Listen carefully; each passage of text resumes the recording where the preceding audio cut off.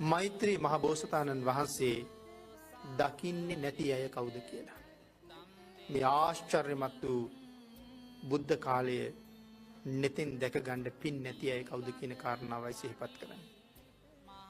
මේ කාලේ ආනන්තරීය පාප කර්මය කරගන්න අය. මේ බුද්ධාන්තරේ ආනන්තරීය පාප කර්ම කරපු අය මේ අසිරිමත් බුද්ධ රාජ්‍ය දකින්නේ නැහැ.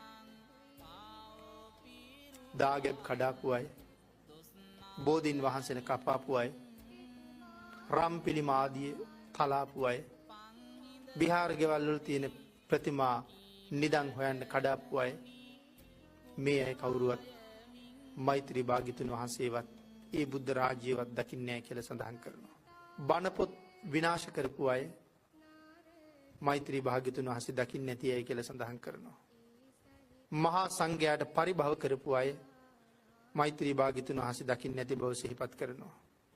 සිල්වතුන්ට බොරු කියපු අය, ධර්මයට අගෞරව කරපු අය මෛත්‍රී භාග්‍යතුන් වහන්සේ දකින්නේ නැහැ කියලා සඳහන් කරනවා.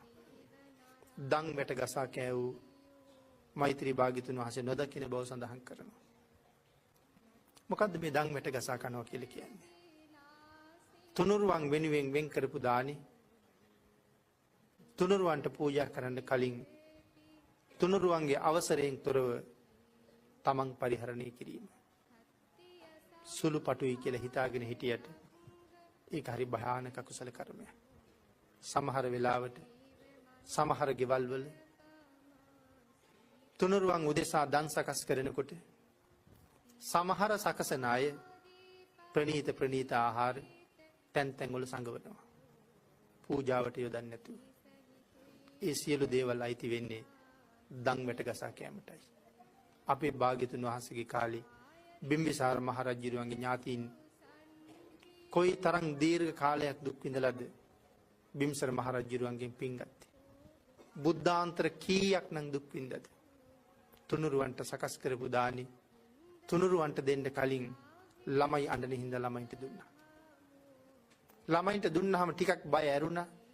ඊට පස්සේ දානි අරින ගමන් තමනුත් ටික කටේ දාගත්තා. ආන්ගේ පාපයයි බුද්ධාන්තර ගණනාවක් ගෙවුවේ. එහෙනම් මේ දන් වැට ගසා කැම කියලා කියන්නේ ඒ කරුණුත් එතෙන්ට අන්තර්ගතයි. දානේ හදන එක මහ පිංකමක්. හැබැයි වරද්ද ගන්න එක බුද්ධාන්තර ගණනක් වරදින්න හේතුවක්. තුනුරුවන් සතු වස්තුව ගසා කාපු අය සංඝ සතු කරලා පූජා කරන දේවල් ධර්මයේ සඳහන් කරන්නේ කොහොමද? සංඝ සතු ඉඩමක අඩුම තරමේ කිරි වැලක්වත් අදින්න එපා කියලා කියන්නේ. ඒ සියලු දේවල් සරියුත් මහරහතන් වහන්සේගේ ඉඳලා අතීත වර්තමාන අනාගත සංඝ පරපුරටයි තියෙන්නේ. ඒ බිමේ කිරි වැලක්වත් අදින එක දායකයට අප්‍රමාණ කුසල. එනම් මේ සංඝ සතු දේවල් ගසා කෑවූ කියන කාරණාවට ওই දේවලුත් එකතු වෙන්න පුළුවන්. බුද්ධෝත්පාදයේ මිසදිටු ගත්තෝ බුද්ධෝත්පාද කාලවල නිර්මල ධර්මයේ ජීවමාන වැඩ ඉන්නකොට මිත්‍යා දෘෂ්ටිකව කටයුතු කරපු අය වර්තමානයේ හිමය බොහොමයි. නිර්මල ධර්මයේ මනාව බැබලෙනකොට තමන්ට ඕන හැටියට ධර්මයේ විග්‍රහ කරගන්නවා. ඔහොම නෙමෙයි මෙහෙමයි කියලා. ලෝකයට ඒක තහවුරු කරනවා. මිනිසුන්ට දන් දෙන්න තියෙන කැමැත්ත නැති කරනවා. මිනිසුන්ට පින් කරන්න තියෙන කැමැත්ත නැති කරනවා. නිර්මල ත්‍රිපිටකයේ තියෙන කරුණු වෙනස් කරනවා. වර්තමානයේ භාග්‍යතුන් වහන්සේ පවා උපන්නේ මේ රටේ කියා මහා මිත්‍යා දෘෂ්ටීන් කොයි තරම් පැතිරෙනවද? මේ සියලු දෙනා ගැනමයි මේ සඳහන් කරන්නේ. බුද්ධෝත්පාදයේ මිසදිටු ගත්තෝ ඒ අසිරිමත් ශාසනය දකින්නේ නැහැ කියලා.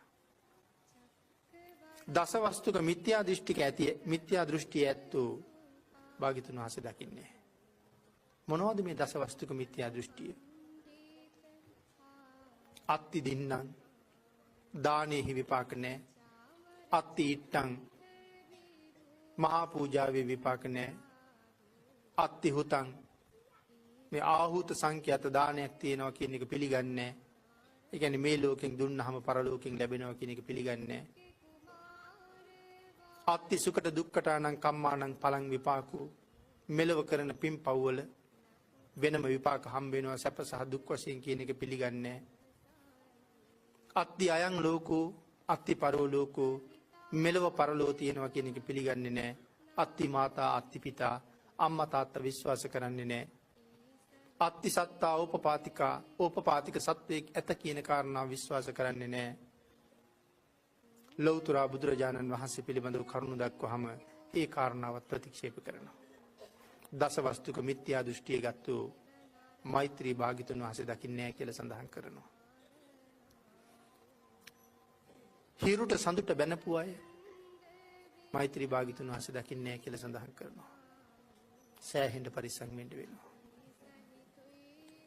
අවුව සැර කාලෙට අපි කොයි තරම් සූර්ය දිව්‍ය රාජයට බන්නවද?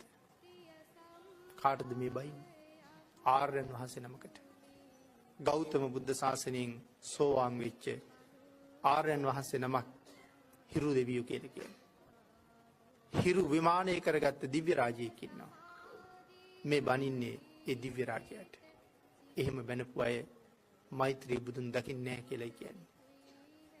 සඳ දෙවියන්ට බැනපු අය මෛත්‍රී බුදුන් දකින්නේ නැහැ කියලා කියන්නේ.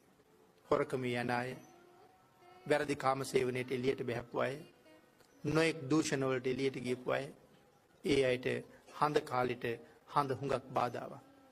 ඒ නිසා සඳු දෙවියන්ට බැනපු අයත් මෛත්‍රී භාග්‍යතුන් වහන්සේ දකින්නේ නැහැ කියලා කියන්නේ.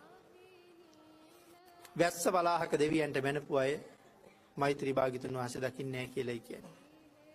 වැස්ස අපේ ජීවිතේ වගේ. නමුත් අපේ පව් නිසා දිගට හරහට වහිනකොට බනිනවා. ආර්යයන් වහන්සේලාගේ අකමැත්තයි පෙන්වන්නේ. බයින්ඩ ආර්යයන්ට අකීකරු වීමයි පෙන්නේ. එහෙමනම් ධර්මයේම මනාව පැහැදිලි කළා ආර්යයන්ට දෝෂාරෝපණය කරන එක ආර්ය උපවාදයේ අතිශයින්ම බරපතල කුසලයක්. වලාහක දෙවියන්ට බණින එකත් ඇතුළුව ආර්යයන් වහන්සේලාට උපවාද කළ අය මෛත්‍රී භාග්‍යතුන් වහන්සේ දකින්නේ නැහැ කියලා. සතර අපායෙහිද අරූප තලවලද අසඤ්ඤ තලවලද උපන්න වුන් මෛත්‍රී භාග්‍යතුන් වහන්සේ නොදකින බවත්, පරසක්වල උපන්න වුන්ද අංග විකල වුන්ද ප්‍රත්‍යන්තයේ උපන්න අයද නිගණ්ඨ ආජීවක ආදීන්ද මෛත්‍රී භාග්‍යතුන් වහන්සේ දකින්නේ නැහැ කියලා සඳහන් කරනවා. මේ මෛත්‍රී භාග්‍යතුන් වහන්සේ නොදකින පුද්ගලයන්. එහෙමනම් පින්නතුනි, අපිට ඒ අති උතුම් ශ්‍රේෂ්ඨ බුද්ධ රාජ්‍ය දැකලා සතුටු වෙලා සමහර වෙලාවට නිවන් දකින්න වාග්ය එහිදී අපටත් ලැබෙන්න පුළුවන්. නමුත් අපි කවදාවත් මෛත්‍රී බුදුන් දැක නිවන් දකිත්වා කියලා ප්‍රාර්ථනා කරන්න හොඳ නැහැ. ප්‍රාර්ථනා කරන්න හොඳ නැහැ කියලා කියනකොට අපි සාදු කියන එක කොහොමත් ගැලපෙන්නේ. අපි කොහොමද ප්‍රාර්ථනාව ගොනු කරන්න ඕනේ?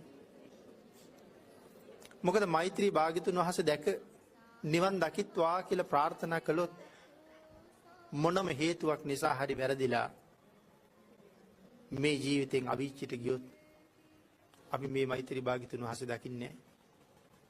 ප්‍රාර්ථනාව බලවත් වුණොත් නැවත කවදා හරි මෛත්‍රී නමුත් භාග්‍යතුන් වහන්සේ නමක් ලෝක ධාතුවේ පහළ වෙන තුරු අපිට බලාගෙන ඉන්න සිද්ධ වෙන්න පුළුවන්. ආන් ඒක හින්දායි ප්‍රාර්ථනාව ගොනු කරන්න ඕනි කොහොමද? ඊ타ම ඉක්මන් භවයක ඊ타මත්ම කෙටි කාලයකින් සැප සහිත ප්‍රතිපදාවකින් උතුම් චතුරාර්ය සත්‍ය ධර්මය අවබෝධ කරගන්න මේ පින් හේතු වාසනා වේවා කියන ප්‍රාර්ථනාවයි කරන්නේ.